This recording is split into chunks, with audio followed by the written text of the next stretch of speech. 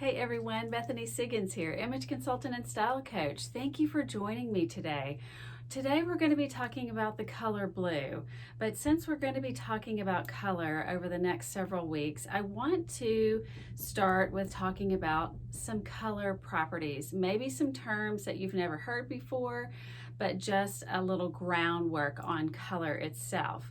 You may or may not have heard the term value.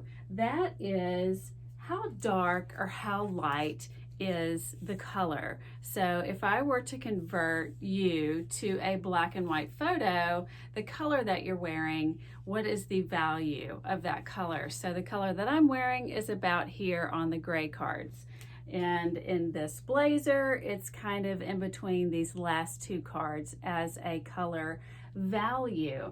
There's also intensity. How soft or how bright is the color? So you see this softly blue dress shirt and then this brighter blue sweater. So intensity can also be called energy. So how much energy, this one appears to have more energy than this blue. And then you have temperature. So I'll show you the color fan very quickly.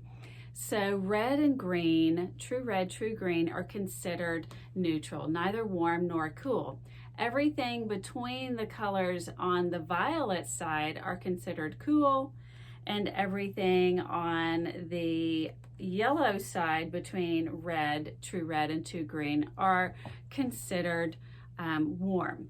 So blue is over here on the cool side. As we approach green, it becomes warmer. It's not warm as in up here, but it's approaching the warm colors.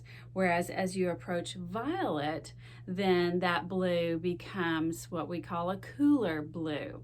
So those are your color properties.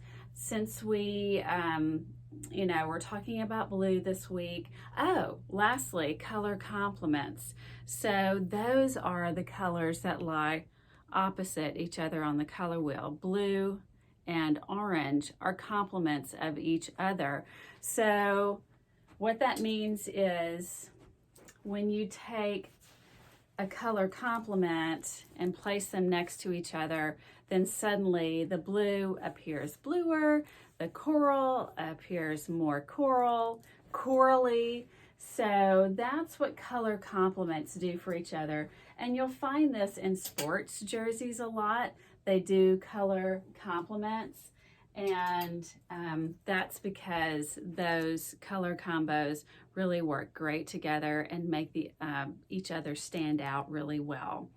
So blue itself is a calming and relaxing color. It actually reduces anxiety and it lowers our blood pressure.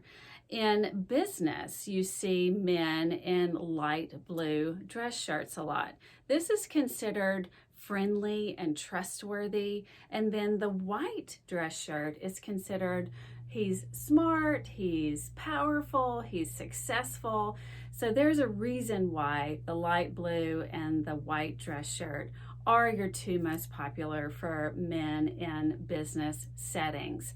Now, talking about the color value, navy, the one with more value, it appears dignified, conservative. So your politicians will wear this a lot with maybe the lighter blue tie to appear peaceful and non-threatening.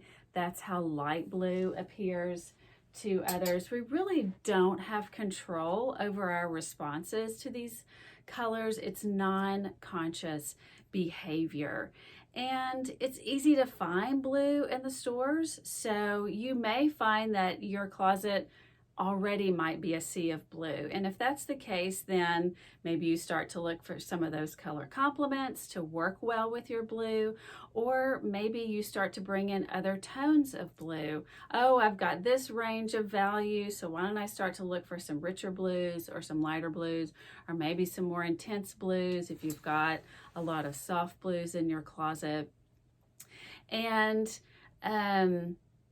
the mood can change with the colors that we're wearing. So when you need to feel a little peppier, you might want to put on your brighter colors.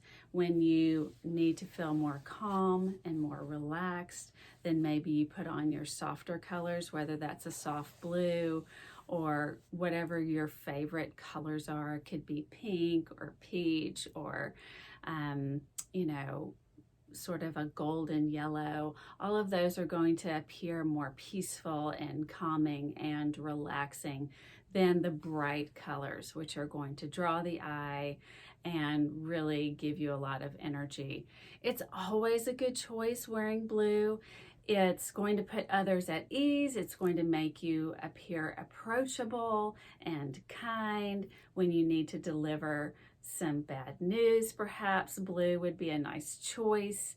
And if black has been your default, then maybe you start to find some cobalt blue to bring in. That pops so nicely off of black. Or if black has been your go-to neutral, then maybe you start to bring in navy and your darker blues. It's not that much of a change from black, and it does send out a slightly nicer vibe and message than black does. So, and I'm wearing a lighter blue, but if I were to put on this scarf in sort of a turquoisey blue, then it really kind of changes how I appear to you. And maybe I looked, you know, really calming and peaceful, and maybe this appears a little bit more, this makes a little bit, it's a big scarf, so it makes a little bit more of a statement for that reason, but the color itself pops off of me well. So look at the value of your body coloring. I have sort of a medium value hair color, so really these colors in the medium values work well on me. And so when I'm wearing something light that's lighter than I am, I always bring a little something into the combination that's going to be closer to my value. So that's my last word on color and blue. Next week, we're going to talk about red, my favorite, even though blue's the color that I wear the most. And I look forward to that, and have a wonderful weekend. And remember, you're amazing just as you are. Bye.